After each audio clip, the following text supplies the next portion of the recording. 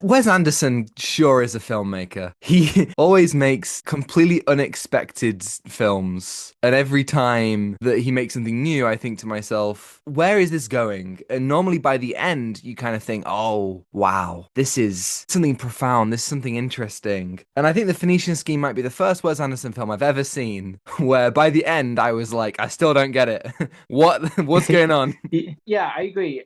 This was a very strange film. We talked about Wes Anderson on the podcast. We absolutely loved Asteroid City. And I remember walking out of the cinema, me and Tom watched the movie, and we were just so mind blown. Like after 5 minutes of discussion, it hit so hard with this profound message. And the Phoenician Scheme, it's not horrible, it's not bad. It's just surprising to me that there wasn't really anything concrete enough to feel some emotional resonance in this film. Yeah, it's not what I expected. This is a film that kind of came out of nowhere as well. I wasn't I really thinking about it. I'd seen the trailer like once and I was like, oh, a new Wes Anderson film. How did I not know about that? And I didn't know anything about the plot. I didn't really know who was in it. And so the whole thing was a new experience. And I'm very excited to talk about it. Cue the music.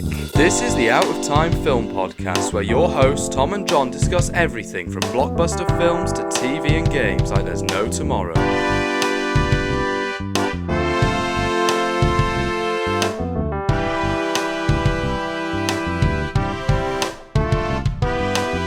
Phoenician Scheme is about this businessman who is constantly under threat of assassination and has dodged the governments across the world, wants to complete this massive project and needs to get all of his partners in line. So he goes with his estranged daughter and they go and talk to all these people. It's a kind of a globe-trotting adventure. There's loads that we get to see through in this film. But Phoenician Scheme, we were going to do Lilo and Stitch this week, John. Oh, okay. I'm thankful for that because, Yes. hello, everybody. I'm in Budapest right now. So if it sounds like I'm stuck somewhere in an echo chamber, I am. Please help me. Send help, please, from the. I'm a huge fan of Stitch back in the day with all the Disney merchandise. But now, Wes Anderson, I can take that. I'm happy that I mean, we're like, at least talking about something that has a bit of substance, you know? yes, exactly. I mean, like, after doing so many live action remakes, I'm kind of sick of doing them. And when you look at one of the most unoriginal and creatively bankrupt Hollywood trends that somehow has been massively popular, I mean, I hoped it would die out, but here we are. Lilo and Stitch, How to Train Your Dragon, both looking to be popular releases this summer. I just think to myself, what kind of film fans would we be to focus on that slop instead of Wes Anderson's latest cinematic expression? And I do think that this was a muddled film. It was kind of all over the place. It has some all-timer moments, man. There are scenes that I was just loving, and there are characters that I absolutely love, but I do think that it is one of Anderson's weaker films. But despite that, there's still a lot for this one to say. Especially, not to get into spoilers, but one of the surprising elements for this movie was Michael Cera. I Yes. don't know how he isn't collaborated with Wes in his early works. Like, when you look into Michael Cera, you look at him as this comedy gold. You know, you're looking at him as something that has a lot of potential to be funny, but he does it in a nonchalant way. That's how it feels like when you're watching it. There's a lot of awkwardness and there's a Yeah. lot of things that just don't feel natural at all, but it is him. It's just so brilliant to see Michael Cera collaborating with Wes Anderson, for him to have such crazy ideas that shows this whole world. And I think that was one of my highlights for the film, to see Michael Cera. Have you seen, CeraVe, the skincare product? Yes. Have you Yeah. seen the Michael Cera CeraVe advert? I mean, that right No. there. It's just him being like, I have created this perfect skincare and named it after myself. And it's just, it's one of the best adverts out there. Oh, wow. And that is why I use CeraVe lotion. No, I'm kidding. It's my Just secret. imagine that we just get a product placement right here, right Yeah. now. We're sponsored, actually. I want to use this as a jumping off point to just talk about the cast because Wes Anderson loves an ensemble. He loves to bring back familiar faces. This time we've got people who started their Wes Anderson journey in Asteroid City. I'm thinking specifically Tom Hanks coming back, having great Hmm. roles. We have quite a few people we've seen before. You've got your Willem Dafoes, your Bill Murrays, Scarlett Johansson, Bryan Cranston, people who are building their repertoire of Anderson films, and they all feel so incredibly perfect in this world. But mainly, we're focusing on Michael Cera, Benicio del Toro, and I'm gonna have to Google the name of the nun. Phoenician Scheme.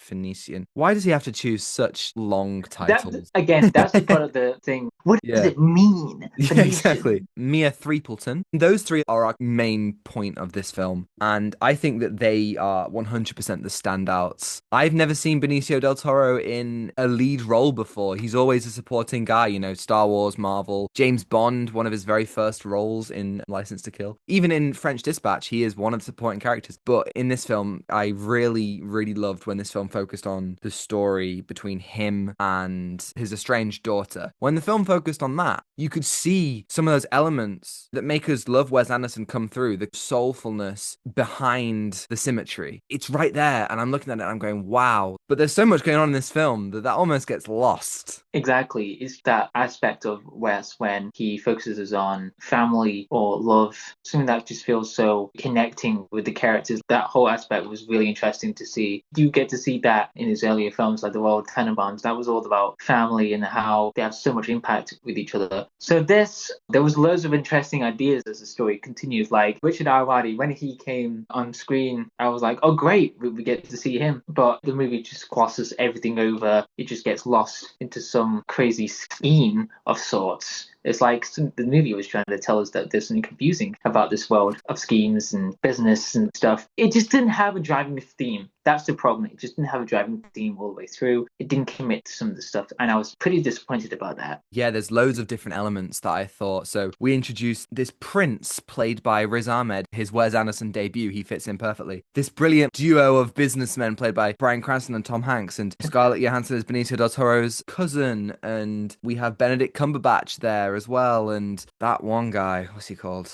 The one guy. I really want to stress just how amazing this cast is. So I want to list as many of them as I can. Mateo Malric, he is incredible as this club owner. Jeffrey Wright as this ship captain. Really great actors. And you think, okay, they're setting up all these pieces. How is this all going to come together? And it doesn't really come together to anything massively interesting. It's like you're saying, there's just so much that goes into this, and I'm loving it, but I'm also kind of thinking, hold on, this film is less than 2 hours. We could go in deeper. Like if this was 2.5 hours, I would not say no to sitting for an extra 40 minutes and truly getting into a lot of these themes that they're expressing.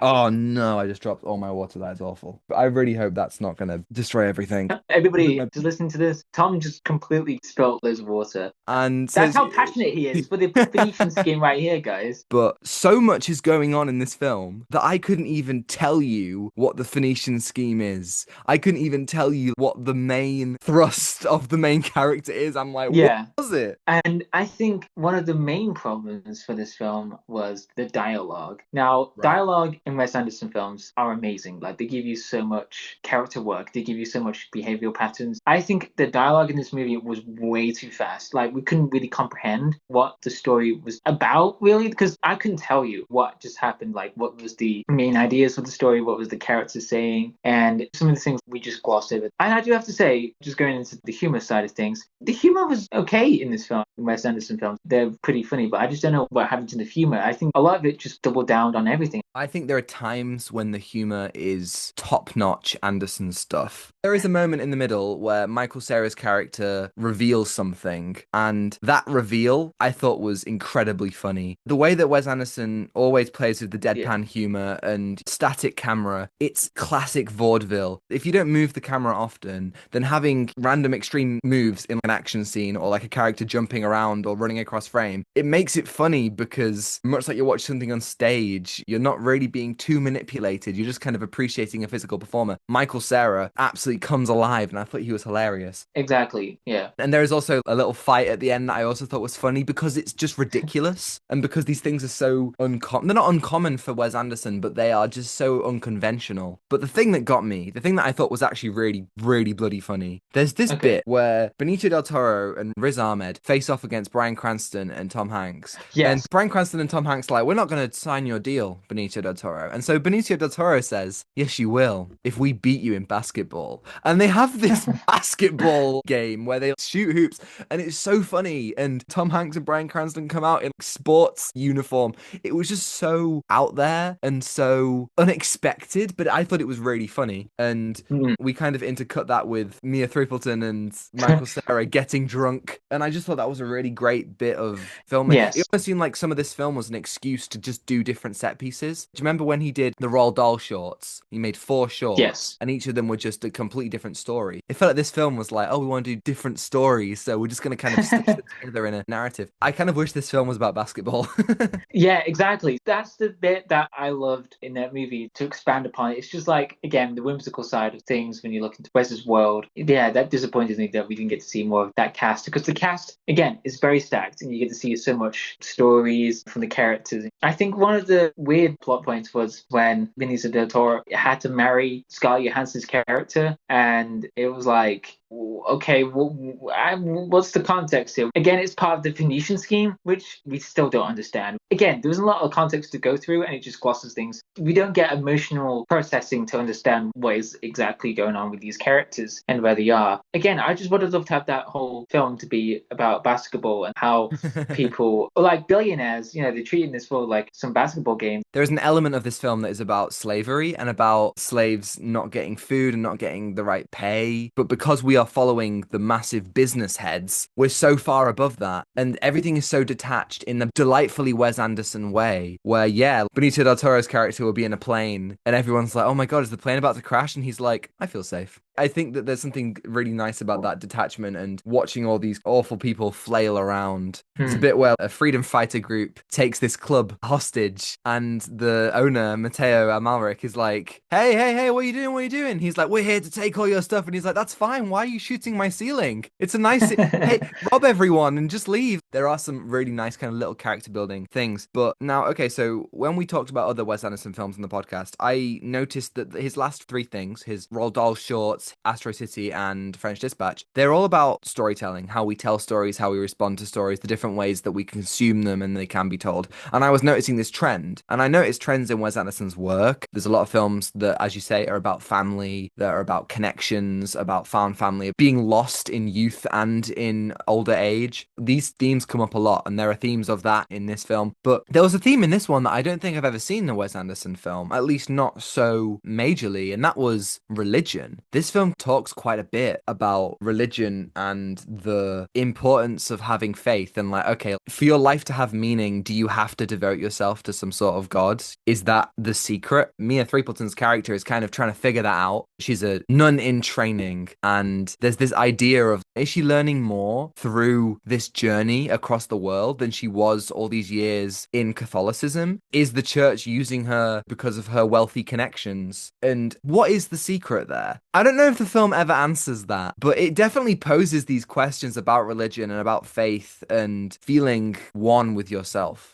Especially, you do get to see that in scenes where Benicio del Toro goes to heaven, I believe. But that doesn't really give us an answer. That's the thing. It doesn't really give us an answer what exactly these scenes are meant to be. Does it show a transformation of character? Is it not money he's after, but could it be faith that he's looking into? Or is it connection? There was a trend from last movie that Asteroid City was trying to find meaning in media, or it can be anything. How do you find meaning when you create? In this case, it does have that existential feeling to it when he's been in the plane crash so many times and he survives and he's keeping doing all of this. But then there wasn't really a proper character arc for Benicio del Toro. He just suddenly had an epiphany and just like, I'll just do this Phoenician scheme by myself. I'll do this. It wasn't like that scene in Asteroid City where you meet Margot Robbie's character and she has this beautiful monologue about the meaning of any of it. There's not that equivalent where you just go, oh my God, what is it all about? What are we being told here? But, John, hearing you say that, the gas has been turned on in my mind. My brain is cooking right now. Okay. And so I am going to shoot us into spoilers now. So if you haven't seen it, there is some really great Wes Anderson on top form stuff. John's pouring himself a drink. He's getting ready for what I'm about to bring. So I find it really interesting, all these heaven segments. Like, what are they about? It's almost like Benicio del Toro's character is on trial. His life is being looked over and the things that he prioritized. And particularly, we're looking at his relationship with his daughter. And in the present day, we begin to unravel the fact that he's not her birth dad. And throughout her life, life, he never treated her quite right.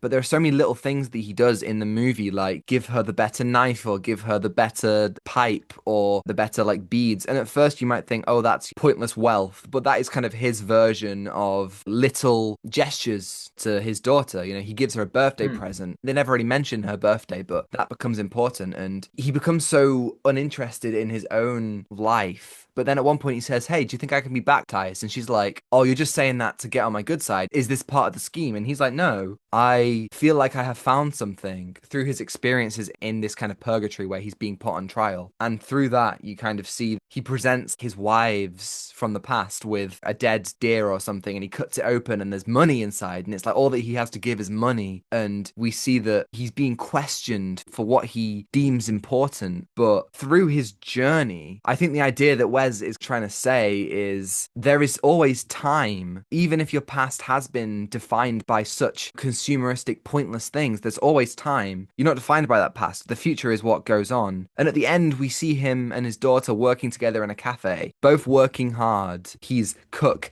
and pot washer. She's waitress, and they're running it for themselves. She has 9 siblings also there. They're living in a very different way than they are at the beginning, but they're happy and they're having a good time and they're playing cards together, and that's more calm and more happy and more connected than they've ever been. There's something there. I don't know if it's coming through. There's something that clicked in my mind that's like, okay, maybe this film does have this message. I'm not saying that it came through at all, but now that I'm thinking about it, I'm like, okay, I can see what they're going for here. Yeah, I could definitely see that with the heaven sections and the connectivity with the ending. It's just when you place all those together, something just doesn't feel right in a way. Because again, all the way throughout the movie, some of the sections that you have to ponder through and think about, was it exactly trying to tell us? For me, just thinking about it now, the Phoenician Scheme, is it the answer to everything? Because it sounds like a big, huge project, something like devoting yourself to this project, or are you devoting yourself to faith? And I think that is the questioning of that, because I think, well, okay, this is like a dichotomy of 2 stories colliding all together. The heaven sections are obviously questioning his character, and obviously the real life aspects are the people questioning him as well, like what is his choices of doing. Yes. So there is a dichotomy that we're seeing, but what is the connection to it all? Is this hell that he's going through? There is something deeper futures unlocked right now. No, I'm feeling this. I'm running with it. Throughout the film, we look at all these different people who Benicio del Toro comes to and says, can you help me? And they all go, no. And then he does something that proves himself. Like, again, his character, what they know of him from the past, isn't enough for them to help this scheme. But to Bryan Cranston and Tom Hanks, there's a moment where he sits down and he opens up to them. And that's better than this game of basketball. To Mateo Almarac, he takes a bullet for him. To Jeffrey Wright, it's the same, showing that selflessness and the transfusion of the blood. All these people are different and they're not all as standoffish, but maybe that's what the marriage thing is about. Maybe it is about helping out Scarlett Johansson. I'm seeing it. I'm seeing exactly what they're going for. I don't know why this came to my mind, but it feels like Dante with 7 Layers of Hell, because I feel like he's going through a trial of some sort, getting constantly questioned about what he wants to do, and then fully realizes that there is something that he can see after all the things that he went through. I mean, the guy probably died somewhere on the line. I think the scheme could be some hallucination of some sort. Like, this is like an end goal to something, but it's not really an end goal. What if it's some perpetual state that he's going through? Oh my God, I think we'll just... This is how you know that this isn't just a forgettable film. This is how you know that this isn't worthless. It might not have been perfect, but there is so much to talk about here. Towards the end of the film, we see Benicio del Toro literally ascending the steps to heaven. And that is before we see him in this cafe at the end. It's almost as if he has gone through these trials and has proved himself. And maybe he did die at the beginning in that first plane crash. I think that is all fantastic. And even his meeting with Benedict Cumberbatch, who is sporting an incredible beard and eyebrow, it makes him look insane, but it also makes him look kind of evil, like the devil. And there is a line, John, let me tell you, I am so upset, because there was a line in the cinema. Benicio del Toro says something to Benedict Cumberbatch. He says, you are this. And I went, oh, that's interesting. That adds to the themes. And I've forgotten the line. I forgot it. I wish I had a notebook. I've even Googled it, trying to see if I can find it out. But obviously, the film only came out a few days ago. I can't find it. He says something along the lines of religion. The idea that Benicio del Toro is quite literally battling faith battling the devil in that final fight that he has with Benedict Cumberbatch, who may or may not be the birth father of his daughter. I think it's extremely interesting. Maybe this film's going to absolutely eat on a rewatch. Maybe this is going to just absolutely knock our socks off. And I don't think that, even though we're talking about all this great stuff, I don't think it's perfect in the slightest. This has some of the best Wes Anderson set design. We have jungles and crop fields and tunnels and clubs and building sites, all stuff that makes sense for a Wes Anderson world. Planes, stuff that I think looks really good. And maybe it's not as iconic as the Grand Budapest Hotel or Steve Zissou's boat or the Tenenbaum house. It is still really cool. Oh my God, John, I just realized you are in Budapest and in a hotel right now. Exactly. Holy exactly. shit. Did you see my reaction? I was like, oh whoa, you've made it. Whoa, I'm in a hotel in Budapest. Oh my God. Oh, wow. amazing. Wow. Such connection. Wow. Yeah. So I think a lot of it is on top form. I'm disappointed to say that the score by Alexandre Desplat did nothing for me. His Asteroid City score absolutely shook me to my core. It was beautiful, especially in that ending as well. That opening score, as Bryan Cranston tells us. Right? Yeah, the track is called, everyone should go and listen to this, A Bewildering and Bedazzling Celestial Mystery. And there's just this, I think it's like a kind of baby piano like notes, this kind of tinkering, like this doon doon doon doon doon doon doon doon doon doon. That just somehow the music feeds into the themes of the movie. Incredible. How do you even do that? I don't know. But this score didn't really do anything for me. I might have to give it a rewatch. But there is the deeper thing behind this one. And I think that's my closing thoughts, is that it's a good film and there is more than I maybe gave it credit for originally, but there's so much going on. There's so much to wade through until you get to the good stuff. Yeah, exactly. I wish this movie was a lot longer to actually explore maybe some character moments to really understand what the theme of the story was really about. And yeah, there is something deeper. I would love to hear Wes's creative process on this film, because I feel like this is completely different. Yeah. What are you going to give it out of 10? Oh, he got there first. I think that I'm going to give it, I'm bordering on a 6 or a 7. I think just because of our conversation and the way that I'm thinking about it now, I'm going to give it a 7 out of 10. Yeah, I'm going to give that a 7. Good film. Good film. Good film. Thank you everybody for listening. If you're listening on YouTube and you liked it, you can like and subscribe if you want to see more. And if you're listening on Spotify or Apple, you can follow and give us a 5-star review if you think we're worthy. And next week, I wish I had better news, because, I hate this. I really hate this, because I want to be positive, but we're not. It's Doctor Who season 2. It's not going well. It's not going well. Not going well. He's gone. He's run off. He fears it. No, how can it be? Listen, I'm such a big Doctor Who fan, and I want nothing more for this season to end amazingly. We've got one episode left as we're recording this, but I've heard nothing but bad stuff about this season. Yeah, it's not great. We'll see if I become positive and yeah. Yay, optimism. But you there listening at home, you can send us an email on Doctor Who. Tell us if you thought it was bad or if it was great. I have heard some people who have loved it. Or tell us a long-winded document about why you love Heaven Sent. Yes, I'll always accept one of them. 100%. Yes. Oh my God, you could have called the Phoenician Scheme Heaven Sent. That generally could have been the name for the film. You can send us an email at ourstimefilmpod@gmail.com. Let us know your thoughts and we will answer it on the podcast next week. Less than a minute, go! Yes, and you can follow us on Instagram at OutTheTimeFilmPod to see our incredible thumbnails from Zain Afzal, on Twitter for more thoughts from me and Tom, and TikTok to see editor clips if you're also on Instagram Reels and YouTube Shorts. And you can find links there all in the description below. Thanks to El James for the excellent theme and Ronan Phillips for vocals as always. And I think that's everything. Take away, given. Give nothing back. Goodbye. Goodbye, and enjoy your holiday, John. Thank you, everybody. Have a great holiday, everybody. Bye. Bye-bye.